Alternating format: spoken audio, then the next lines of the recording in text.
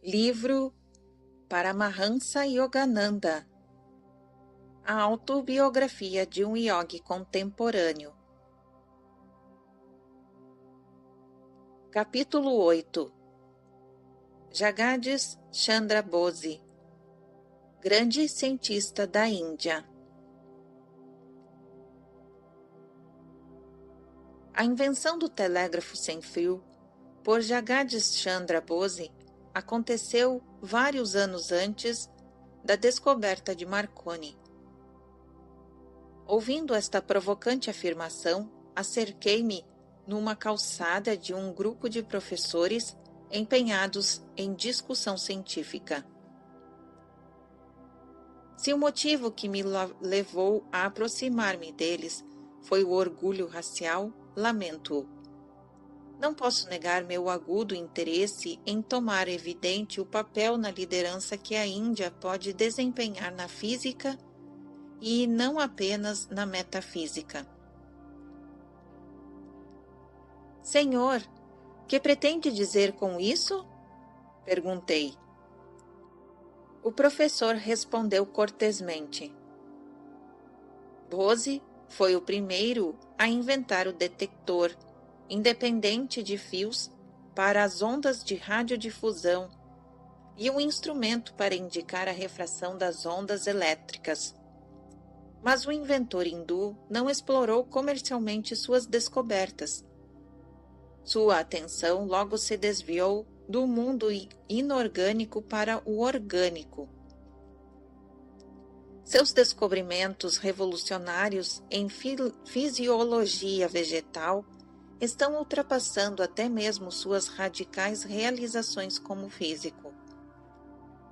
Manifestei meus agradecimentos ao professor, ele acrescentou. O grande cientista leciona na Faculdade da Presidência, onde é um dos meus colegas.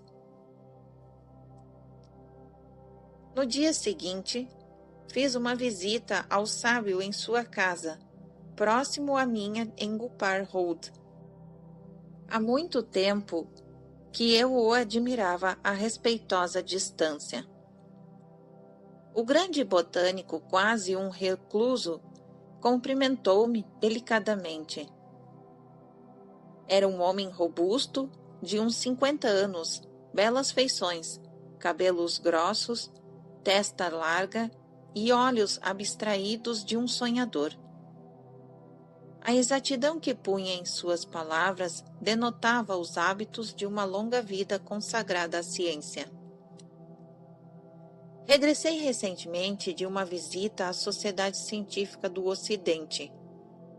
Seus membros manifestaram extraordinário interesse por delicados instrumentos de minha invenção que mostram a unidade indivisível da vida.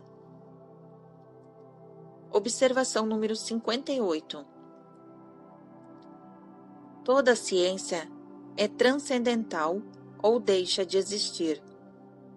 A botânica está agora formulando sua teoria correta. Os avatares de Brahma serão em breve os livros de texto da história natural. Emerson. Fim da observação 58, continuação da narrativa. O crescógrafo de Bose permite uma ampliação de 10 milhões de vezes. O microscópio aumenta alguns milhares de vezes e, apesar disso, deu impulso vital à ciência biológica. O crescógrafo desvenda incalculáveis horizontes. O Senhor contribuiu muito para apressar o amplexo de Oriente e Ocidente com os braços impessoais da ciência. Fui educado em Cambridge.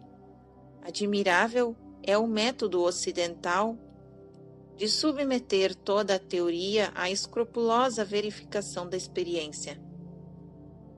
Tenho aliado sempre este procedimento empírico ao dom de introspecção que é minha herança oriental.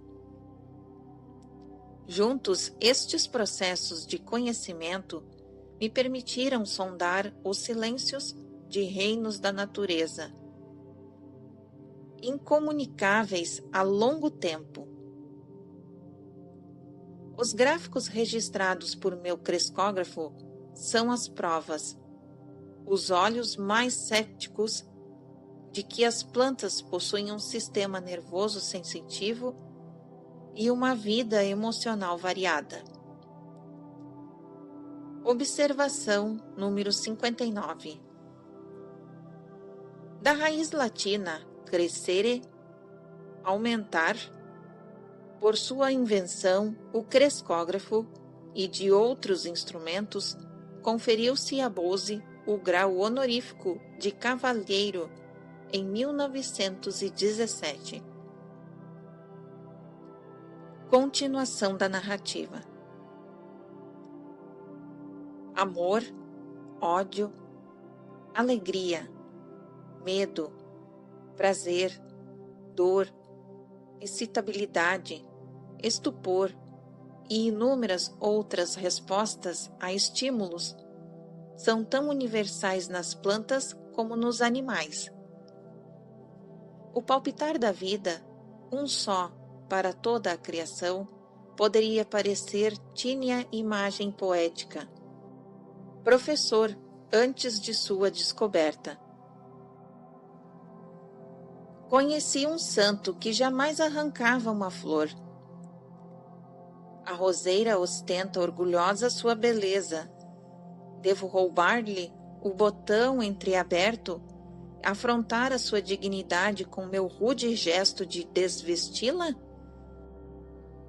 As palavras compassivas daquele santo foram literalmente comprovadas, professor, por suas descobertas científicas. O poeta é íntimo da verdade, enquanto o cientista se aproxima dela canhestramente. Venha ao meu laboratório algum dia e assista a uma demonstração inequívoca de meu crescógrafo. Agradecido, aceitei seu convite e me despedi. Soube mais tarde que o botânico deixara a faculdade de presidência e planejava fundar um centro de pesquisas em Calcutá. Quando o Instituto Bose foi inaugurado, compareci ao culto de consagração. Centenas de visitantes entusiastas vagavam pela propriedade. Encantava-me o simbolismo artístico e espiritual do novo lar da ciência. Seu portão de entrada é uma relíquia centenária trazida de um santuário distante, tendo à frente um tanque de lótus. Observação número 60. A flor de lótus é um símbolo divino de grande antiguidade na Índia. Suas pétalas, ao desabrochar, sugerem a expansão da alma, o crescimento de sua beleza pura, emergindo da lama suas raízes, insinuando uma grandiosa promessa de espiritualidade. Fim da observação número 60. Continuação da narrativa. Uma urna escultura feminina, com uma tocha, simboliza o respeito hindu pela mulher como a imortal portadora da luz. Um pequeno templo num jardim é consagrado a Númenor, existente por trás da além de todos os fenômenos. A ausência de qualquer imagem no altar sugere a ideia da divindade incorpórea. O discurso de Bose nesta festividade poderia ter sido proferido pelos lábios inspirados de um dos antigos rishis. Consagro hoje este instituto, não simplesmente como um laboratório, mas como um templo. A reverente solenidade de suas palavras estendeu-se como um pálio invisível sobre a multidão que lotava o auditório. Na sequência de minhas pesquisas, Fui inconsistentemente levado a fronteiras da física e da fisiologia. Para meu assombro, descobri que as linhas limítrofes que desvaneciam e pontos de contato emergiam entre os reinos do vivo e do não vivo. A matéria inorgânica era percebida como algo não inerte, vibrava intensamente sob a ação de forças numerosas. Uma reação universal parecia colocar o metal, a planta e o animal sob a mesma lei. Todos exibiam essencialmente os mesmos fenômenos de fadiga e depressão, com possibilidades de recuperação e de exaltação, bem como a permanente falta de resposta que se associa à morte. Cheio de temor reverente diante desta generalização estupenda, foi com grandes esperanças que anunciei minhas descobertas ante a Royal Society. Descobertas comprovadas por experimentos. Os fisiologistas presentes, porém, não me aconselharam a limitar minhas pesquisas ao campo da física, nem reconheciam meu sucesso, em vez de invadir os seus reinos em conversa. Eu me extraviara inadvertidamente num sistema de castas dos menos conhecidos e ofendera sua etiqueta. Um inconsciente preconceito teológico apresentou-se também, o que confunde ignorância com fé. Frequentemente se ouvida que Deus se nos cercou deste perene mistério evolutivo da criação, implantou em nós também o desejo de perguntar e de entender. Incompreendido pelos outros durante muitos anos, vim a saber que a vida de um devoto na ciência está inevitavelmente repleta de esforços intermináveis. Cabe a ele fazer o lance de sua vida como ardente oferenda, encarando perda e ganho, sucesso e fracasso, como um só evento. Com o tempo, as mais adiantadas sociedades científicas do mundo aceitaram minhas teorias e descobertas e reconheceram a importância da contribuição da Índia à ciência. Observação número 61. Acreditamos que nenhum departamento de estudo, particularmente o de humanidades, em qualquer universidade importante, pode estar completamente equipado sem um especialista conhecedor dos aspectos, dos índices de sua disciplina. Acreditamos também que toda faculdade, objetivando preparar seus bacharéis para um trabalho inteligente no mundo em que deverão viver, deve ter entre seus catedráticos um estudioso competente em civilização da Índia. Estes trechos foram retirados de um artigo Paul Norman Ball, da Universidade da Pensilvânia, e publicado em maio de 1939 no boletim da American Council of the Learning Societies, em Washington, D.C. As universidades de Kentucky e Washington e as faculdades de Cornell e Colgate acrescentaram recentemente a seus currículos TINI cursos de estudo sobre a Índia. Fim da observação número 61. Continuação da narrativa. Pode alguma coisa pequenina ou circunscrita satisfazer para sempre a mente da Índia? Unindo sua tradição perenemente viva a um poder vital de rejuvenescimento, nosso país se readaptou a si mesmo através de incontáveis transformações. Os hindus sempre surgiram, desprezando o imediato e absorvente prêmio da hora que passa Buscaram a realização dos mais altos ideais da vida, não através da renúncia passiva, mas pelo esforço ativo. Os débeis que recusaram o combate nada adquiriram, porque a nada renunciaram. Só quem lutou e venceu pode enriquecer o mundo, oferecendo generosamente os frutos de sua experiência vitoriosa. O trabalho já realizado pelo Laboratório Bose sobre a sensibilidade mineral e as revelações inesperadas da vida vegetal desvendaram vastos setores de pesquisas em física, fisiologia, medicina, agricultura, até mesmo em patologia. Problemas até aqui encarados como insolúveis são agora trazidos à esfera da investigação experimental. Mas o grande triunfo não se obtém sem rigorosa exatidão. Daí, o extenso conjunto de instrumentos hipersensíveis e aparelhos projetados por mim, que exponho em seus estojos e caixas no saguão do Instituto.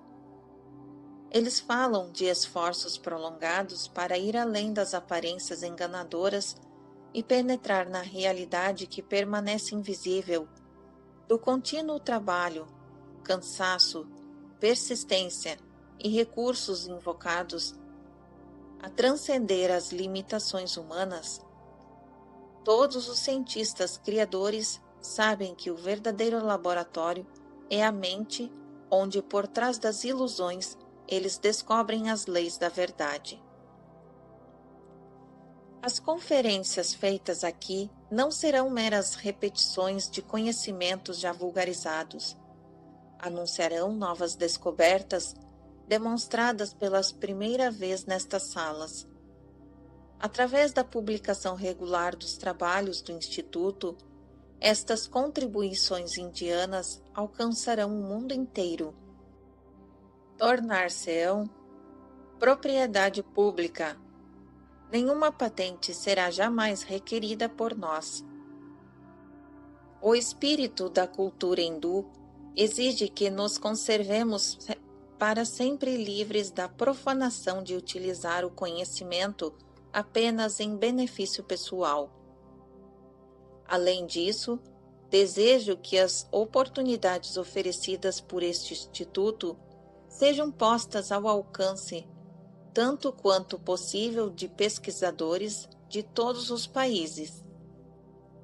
Quanto a isso, esforço-me para levar avante as tradições de meu país.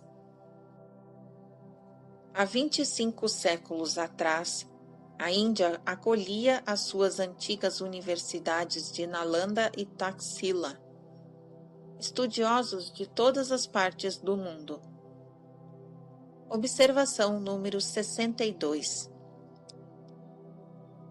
A cidade universitária de Taxila era um centro predileto de especialização procurado pelos estudiosos gregos da antiguidade. Muitos gregos passaram a morar na Índia e adotaram o hinduísmo e o budismo. A doutrina de reencarnação de Pitágoras tem, indubitavelmente, origem hindu.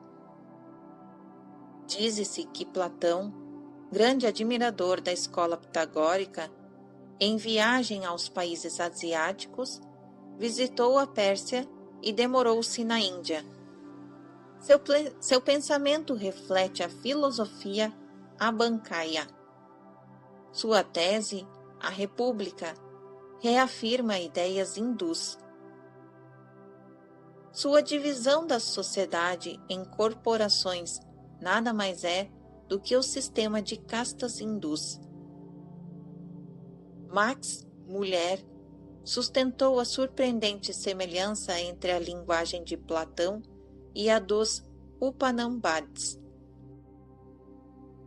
Plotino revela a grande influência do pensamento Shankaya e da concepção budista do Nirvana. As fábulas de Esopo são a versão grega das histórias de Panchatantra, a mais velha coleção de fábulas e contos folclóricos da Índia, levada às terras distantes por marinheiros e mercadores.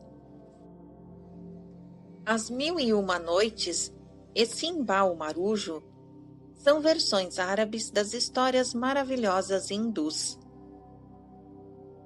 No ano de 60 da era cristã, estudiosos chineses iam aprender na famosa Universidade de Nalanda, em Bengala, além de medicina, ciência farmacêutica e astronomia, também pintura, música e artesanato.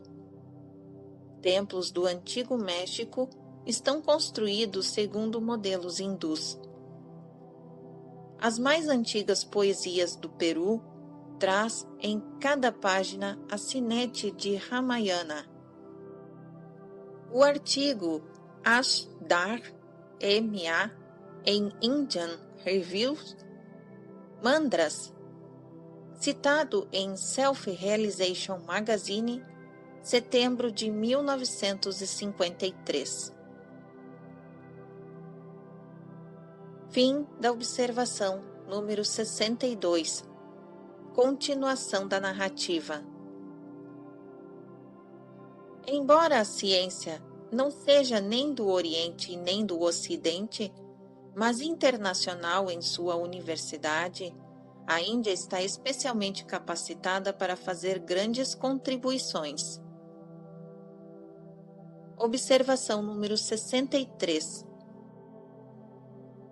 As estruturas atômicas da matéria era bem conhecida dos antigos indianos. Um dos 6 sistemas de filosofia hindu é o Vaisesika, da raiz sânscrita vicesas, individualidade atômica. Um dos mais importantes compositores do Vaisesika foi Aulukya, também chamado de Kanada, o comedor de átomos, nascido há 2.800 anos atrás. O artigo da revista East West, de abril de 1934, foi apresentado este sumário dos conhecimentos científicos de Vaisesika. Embora a teoria atômica moderna seja em geral considerada um novo avanço da ciência, ela foi brilhantemente exposta faz muitíssimos anos por Isariada, o comedor dos átomos. O termo sânscrito, anus, traduz-se adequadamente por átomo. Na posterior acepção literal grega, o não cortado ou indivisível. Outras exposições científicas dos tratados Vaisesika era da anterior a Cristo e incluem: número 1. O movimento das agulhas em direção aos ímãs. Número 2. A circulação das águas nas plantas. Número 3. Akash ou éter, inerte e sem estrutura com base transmissora de forças sutis. Número 4. O calor solar como causa de todas as outras formas de calor. Número 5. O calor como causa da alteração molecular. Número 6. A lei da gravidade em virtude da propriedade inerente aos átomos terrestres de serem atraídos para o centro da Terra, causa da queda dos corpos. Número 7. A natureza cinética de toda energia, toda causa, implica sempre em um dispêndio de energia de uma redistribuição do movimento. Número 8. Dissolução universal através da desintegração atômica. Número 9. Radiação do calor e dos raios luminosos, partículas infinitamente pequenas, dardejando em todas as direções com inconcebível velocidade, a teoria moderna dos raios cósmicos. Número 10. A relatividade do tempo e do espaço. Vazeišica atribuía a origem do mundo dos átomos, eternos em sua natureza, isto é, em suas peculiaridades últimas, e considerava estes átomos possuidores de incessante movimento vibratório. A descoberta recente de que o átomo é uma miniatura do sistema solar não seria novidade para os velhos filósofos dos Vazeišica, que também reduziram o tempo de seu derradeiro conceito matemático, descrevendo a menor unidade de tempo, kala, como o período gasto por um átomo para percorrer a própria unidade de espaço. Fim da observação número 63. Continuação da narrativa. A ardente imaginação hindu, que pode de um conjunto de fatos aparentemente contraditórios extrair uma nova ordem, sujeita-se a freio e exame pelo hábito da concentração. Mas esta restrição confere à mente o poder de manter-se na busca da verdade com infinita paciência. Lágrimas marejavam de meus olhos as últimas palavras do cientista.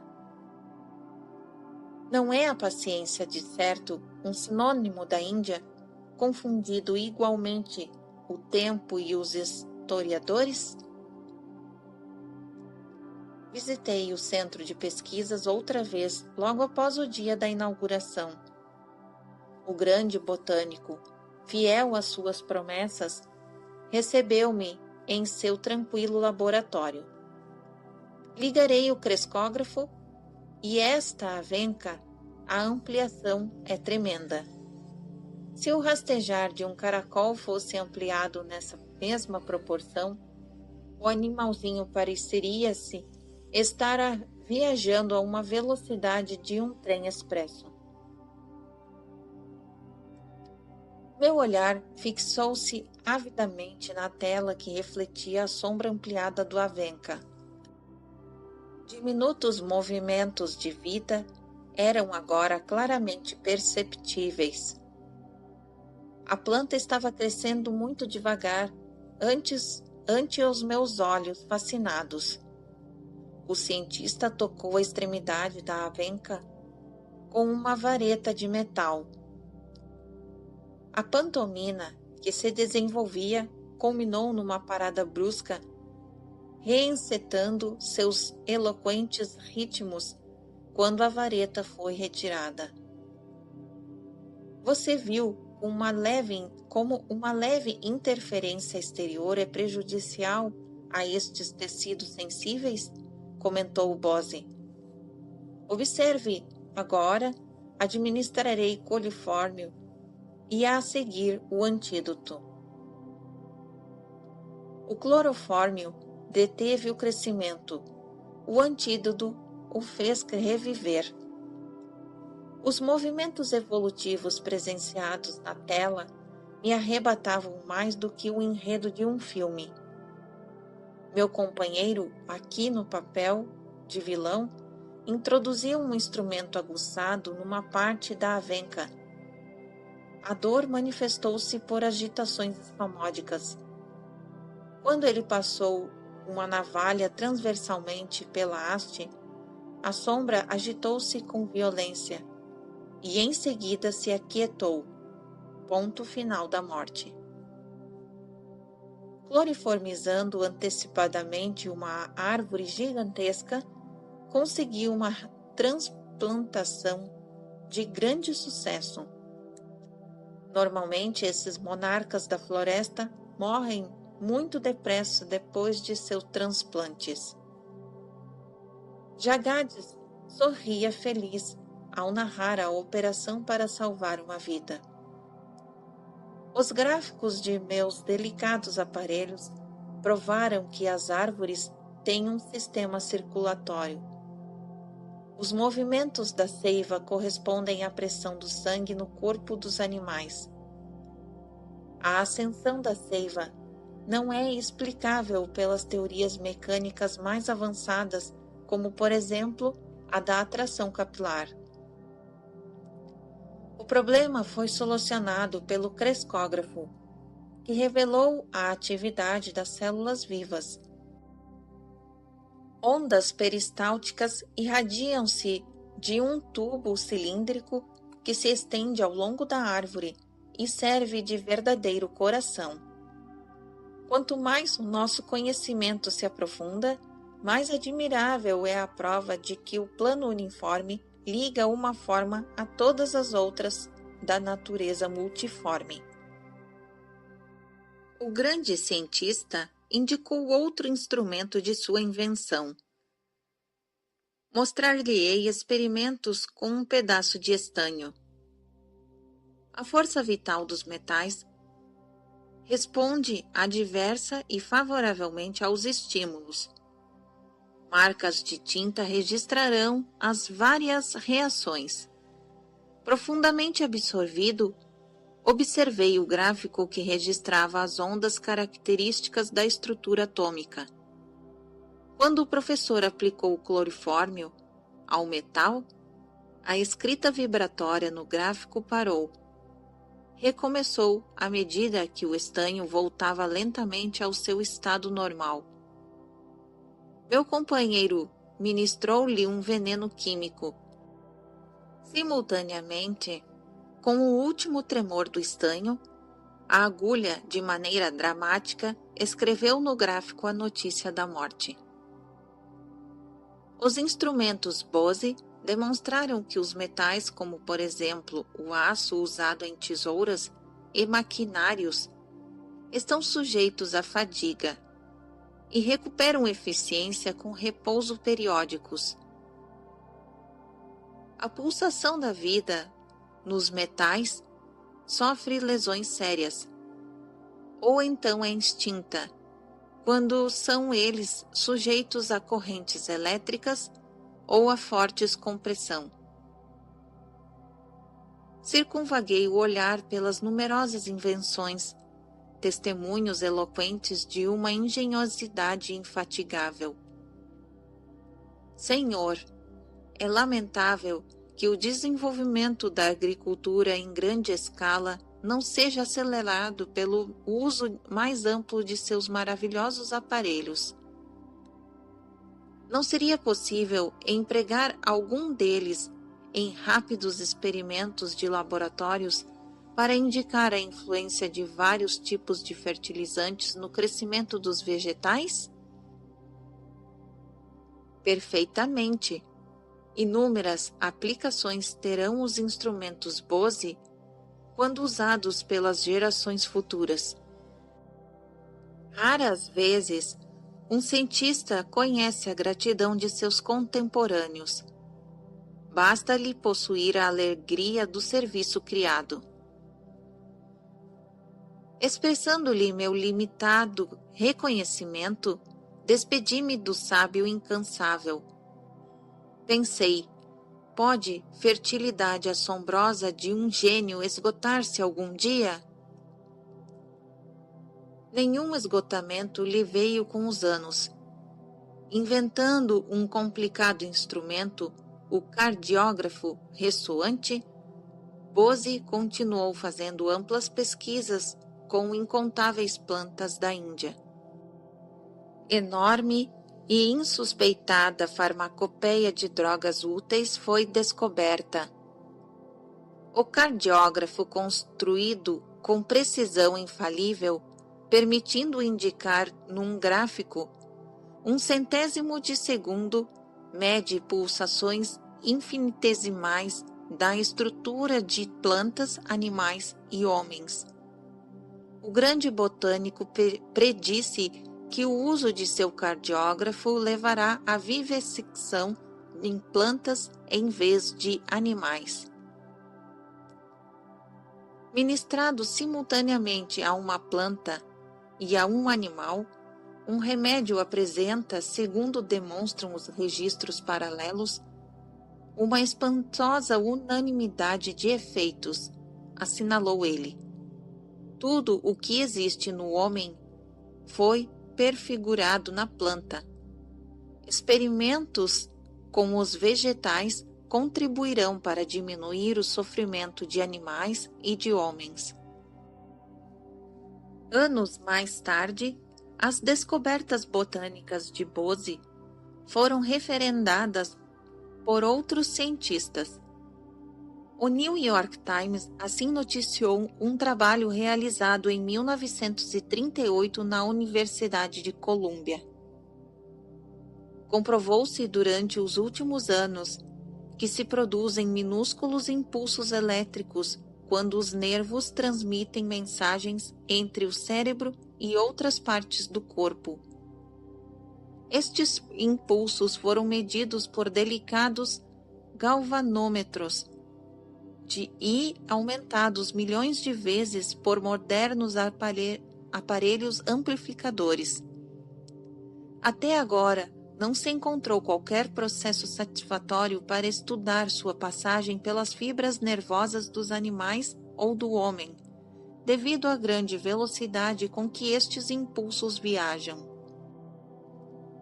Agora, os doutores K.S. Cole e H.J. Kurtz descobriram que as células longas e simples da Nitella, planta de água doce usada com frequência em aquários de peixes vermelhos e dourados, são virtualmente idênticas às das fibras nervosas simples. E ainda mais, descobriram que as fibras da Nitella, ao serem excitadas, propagam ondas elétricas similares em tudo, exceto em velocidade às ondas das fibras nervosas dos animais e do homem. Verificou-se que os impulsos nervosos elétricos nas plantas são mais lentos que os dos animais. Os pesquisadores de Colômbia, por isso, aproveitaram esta descoberta para filmar em câmera lenta a passagem dos impulsos elétricos nos nervos. A planta Nitella, assim, pode vir a ser uma espécie de pedra de Roseta para decifrar os segredos hermeticamente guardados na zona limítrofe entre a mente e a matéria. O poeta Rabindranath Tagore teve sólida amizade a este cientista hindu, pleno de idealismo. O doce cantor de Bengala dedicou a Bose estes versos. Tu, ó eremita, com as autênticas palavras daquele antigo hino intitulado Sarna, levanta-te, desperta-te. Chama o homem que se vangloria da erudição shastrika, para que deixes as discussões vãs, pendantes e estéreis. Chama aquele pretensioso sábio para que saia e enfrente a face da natureza. Esta ampla terra envia este chamado a teus cenáculos de cientistas. Juntos, em torno do sacrifício do fogo, que todos se aglomerem.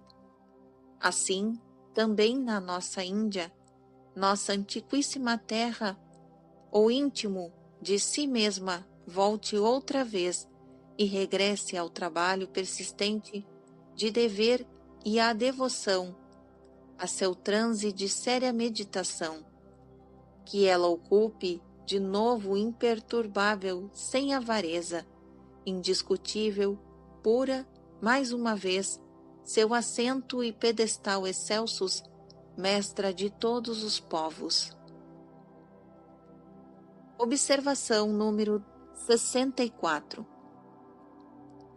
Esse texto foi traduzido para o inglês por Mahoran Ghosh, da original Bengali de Rabindranath Tagore, no Vivash Bharat Quarterly, na Índia. Em seguida deste texto, temos a observação número 65. O hino intitulado Sarna, que se menciona no poema de Tagore, é um dos 4 Vedas. Os outros 3 são Rig, e o outro é Yajur, e o outro é Atharva.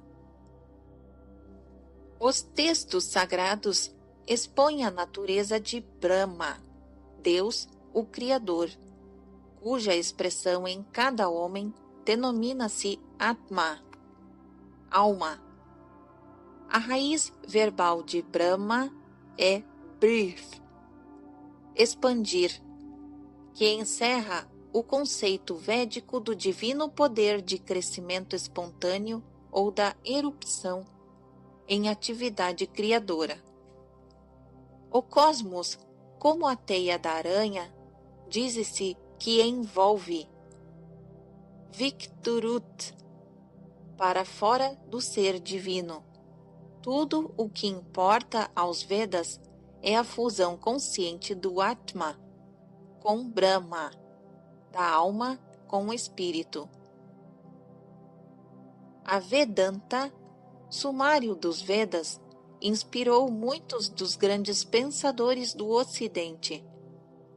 O historiador francês Victor Cousin disse: quando lermos com atenção os monumentos filosóficos do Oriente, sobretudo os da Índia, descobriremos neles muitas verdades tão profundas que somos obrigados a dobrar o joelho ante a filosofia do Oriente e a ver neste berço da raça humana a terra nativa da mais alta filosofia. Thiels observou: mesmo a mais elevada filosofia europeia, o idealismo da razão proclamado pelos filósofos gregos parece, em comparação com a vida abundante e o vigor do idealismo oriental, uma débil centelha de Prometeu perante o dilúvio de luz solar. Na imensa literatura da Índia, os Vedas, raiz vidi, conhecer, são os únicos textos aos quais não se atribui o autor. O Rig Veda, do número 90, versículo 9, assinala uma origem divina para os hinos e nos informa no número 111,59, versículo 2, que eles são a herança do antiquíssimos tempos, revestida de linguagem nova. Diz-se que os Vedas, revelações divinas feitas aos rishis, ou videntes, através das eras, possuem Nityatva, finalidade intemporal. Os Vedas revelados por meio do som foram diretamente ouvidos, Shruti, pelos rishis. São essencialmente literatura de canto e de recitação. Por isso, durante milênios, as 100.000 estrofes dos Vedas não foram escritas, mas transmitidas oralmente pelos sacerdotes brahmenes. Tanto o papel como a pedra estão sujeitos aos efeitos obliterantes do tempo. Os Vedas persistiram através das idades porque os rishis compreenderam a superioridade da mente sobre a matéria como meio de apropriado de transmissão. O que pode exceder as lousas do coração? Observando a ordem especial,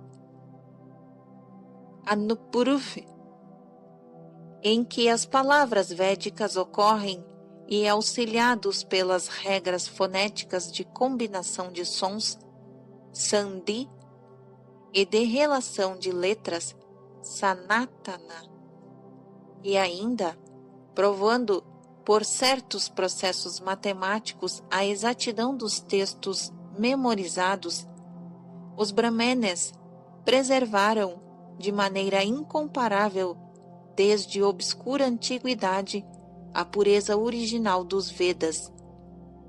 Cada sílaba, akshara, de uma palavra védica é dotada de significação e de eficácia. Veremos isso no capítulo 35. Fim da observação número 65. E fim do capítulo 8.